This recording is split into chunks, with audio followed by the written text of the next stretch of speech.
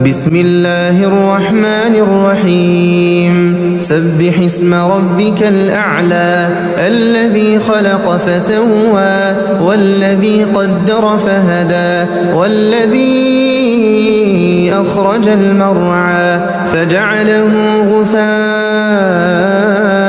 أحوى سنقرئك فلا تنسى إلا ما شاء الله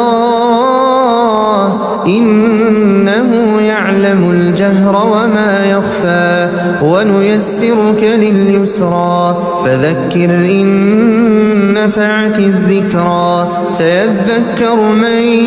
يخشى ويتجنبها الأشقى الذي يصلى النار الكبرى ثم لا يموت فيها ولا يحيا قد أفلح من تزكى وذكر اسم ربه فصلى بل تؤثرون الحياة الدنيا والآخرة خير